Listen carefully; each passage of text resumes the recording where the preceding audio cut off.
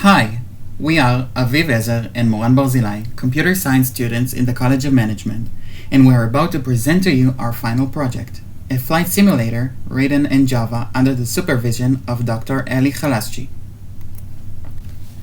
The project is divided into three parts. The first part is composed of milestone 1 to 3. In this part, we developed the server side.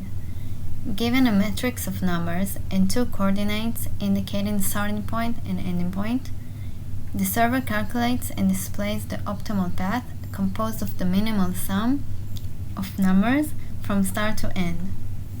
The second part is composed of milestone 4.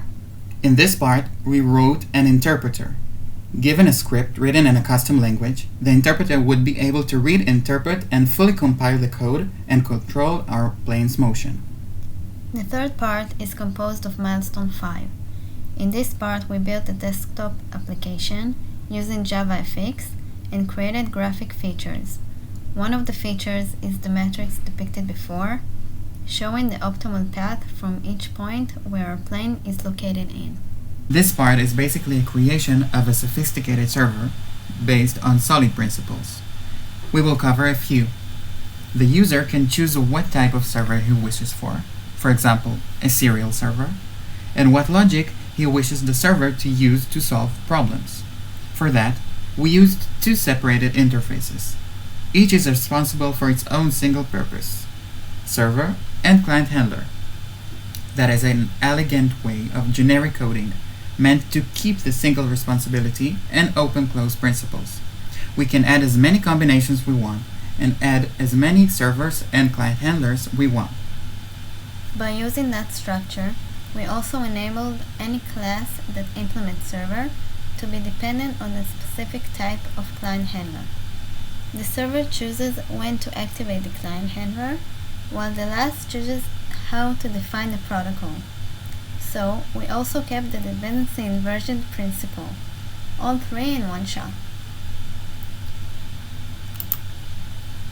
We send our server a graph problem, and by using a search algorithm, we received the optimal path as depicted before.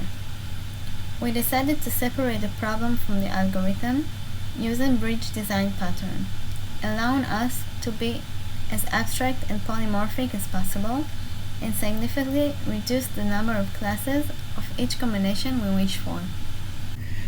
Our interpreter is based on two main functions and profound design patterns. Given a code written in custom language, we used our lexer to split the code strings and numeric expressions so we can scan them via scanner. This output is sent to the parser. Our parser scans each word and number and creates the matching commands. We use the command design pattern.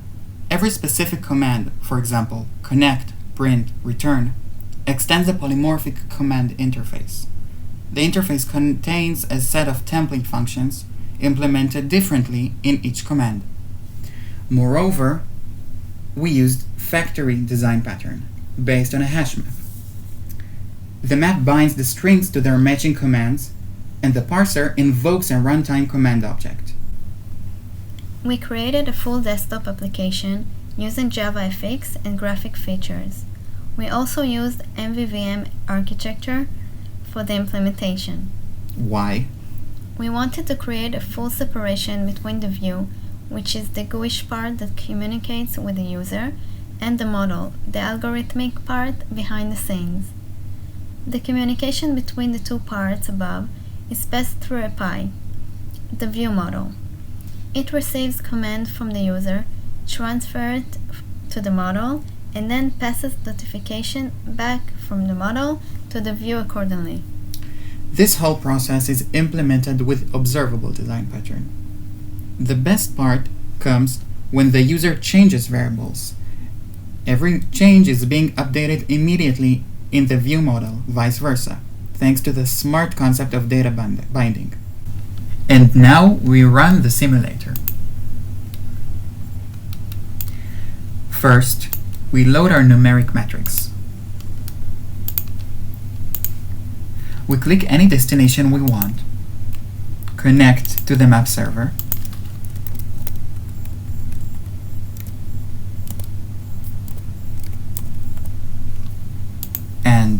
Here's our optimal path. We can change the destination and get a new path. We load our script, and now we run it.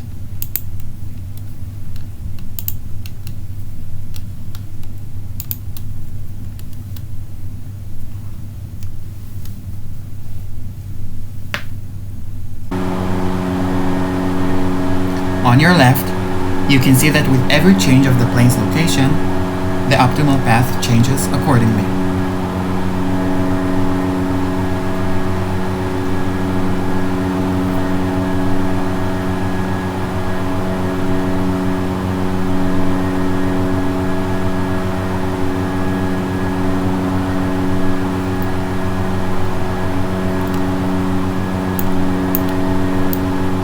We can control the plane with the joystick. Elevator, aileron,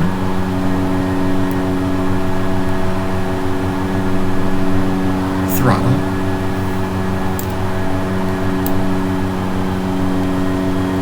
and rudder.